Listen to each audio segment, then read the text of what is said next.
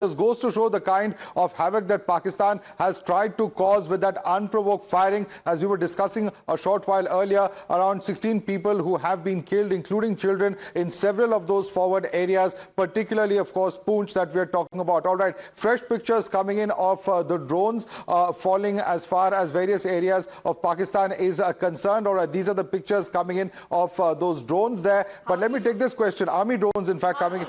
Harpy drones, correct. Harpy drones, I beg your pardon, that have actually fallen as far as Pakistan is concerned. These are pictures from Lahore, very specifically. And let me bring in Colonel Tej Tikku on this. Colonel Tikku, this means that the HQ-9 missile defense system, as far as China is concerned, has largely failed Pakistan. We were talking about how effective it is what one of the panelists was saying earlier. But the very fact that so many of these drones, missiles, etc., have been able to enter Pakistan talks about its complete failure.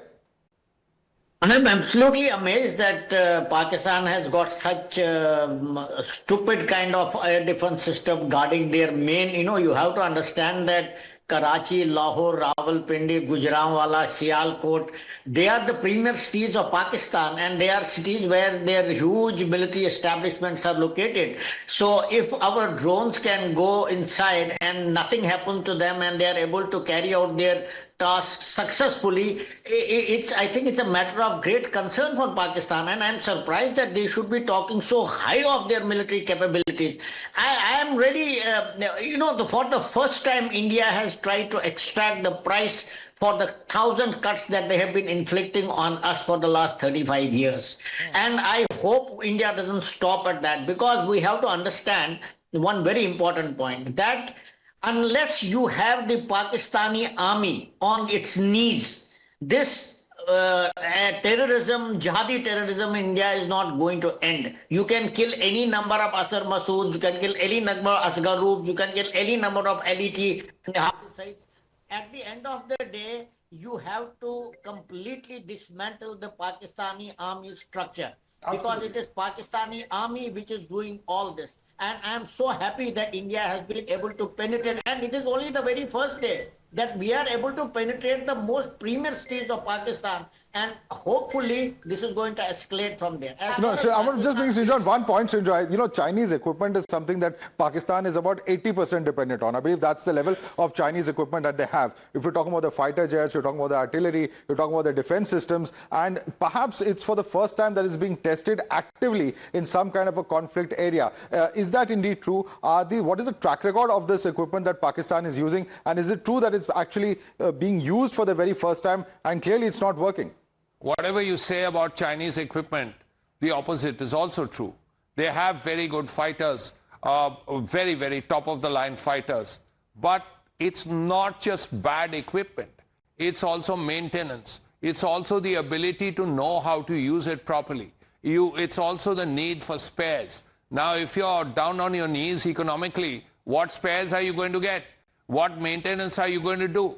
So all these factors also come into play.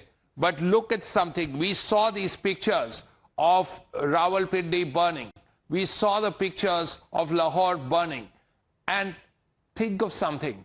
When we hit Balakot, Balakot was far away from everywhere.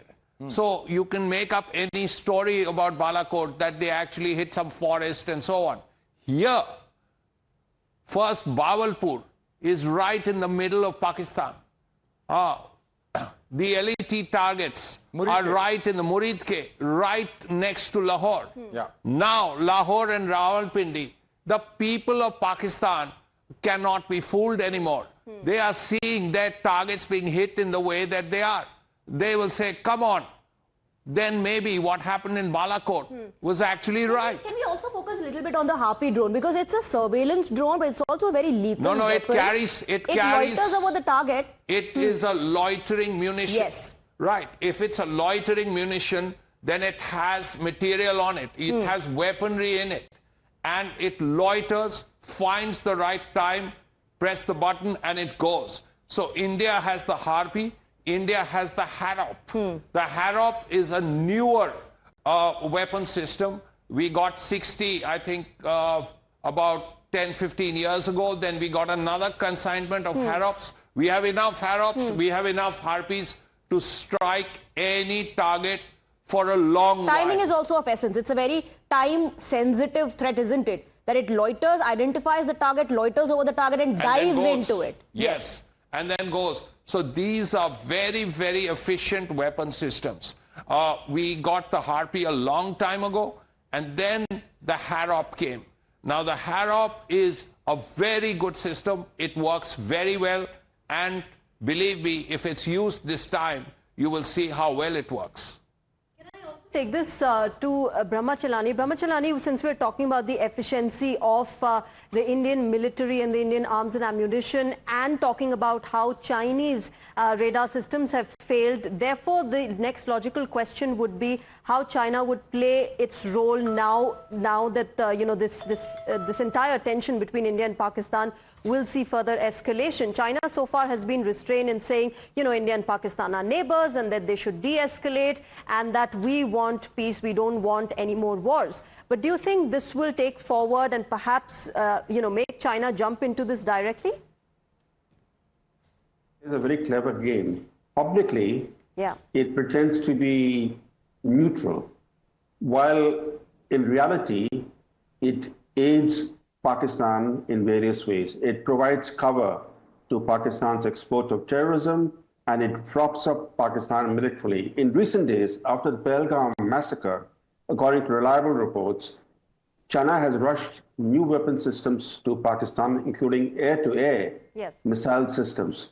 And publicly too, the Chinese Foreign Minister Wang Yi praised Pakistan's quote-unquote counter-terrorism efforts. This is after Pahalgam massacre. And he went on to call Pakistan China's all-weather and ironclad strategic partner. So it's clear that the Chinese are deeply involved in Pakistan's defenses, but publicly they pretend to be somewhat neutral. And I think India sees through this clever game of China. But I think on the issue of drones being able to penetrate the Chinese air defense systems, we should not forget that drones fly very low.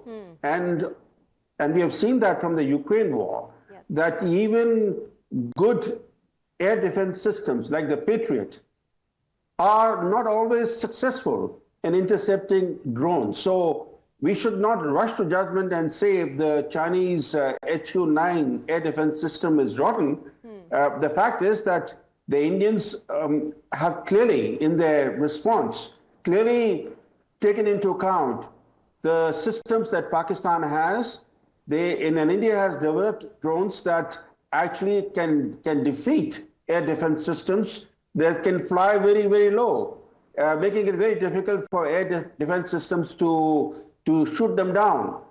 So that is one reason why the Lahore radar system has been knocked off by India, and also the reason why some of India's missiles and drones have caused havoc in Pakistan. Okay. Absolutely, absolutely. And in fact, Srinjoy, what happens next is going to be very interesting as well, because, clearly there's been a lot of action over last night. India has responded to the day today. Now the ball is once again in the court of Pakistan, or does India reserve the right to respond further beyond what it has in the form of these various drone strikes that we're seeing? What India is doing so far is very measured. We have said, well, we've hit your terror targets because you did Pahalgam. And we make it very clear, we only hit terror targets initially. Now, you hit 15 of our airfields. Well, then we will do what we had planned to do.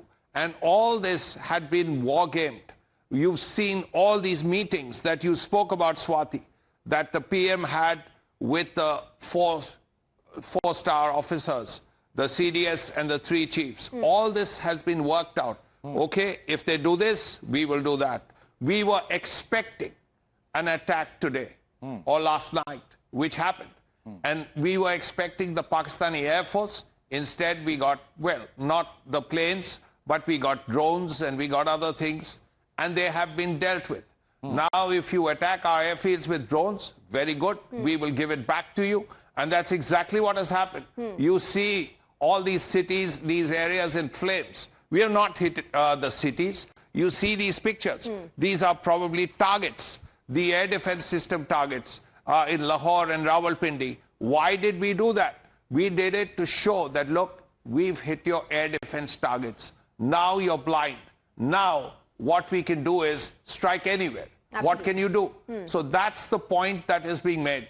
If we see further escalation, then we have the right, we reserve the right to escalate further. And it's a very measured thing. Yes, and a clever strategy as well. Wing Commander Matiman, isn't it? On display modern warfare, on display India's clever strategy when it comes to the choice of weapons to carry out this retaliation, I would say not attack, retaliation from the Indian side. And this is not even our full might on display.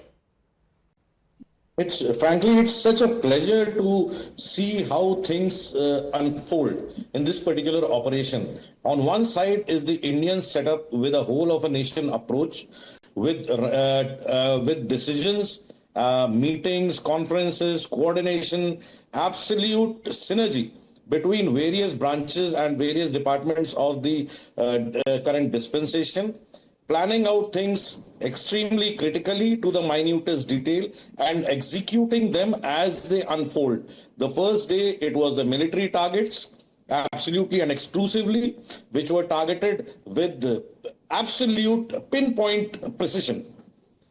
Obviously, as on expected lines, the other side had to respond to save face. Because the loss of face for General Munir is the end of it.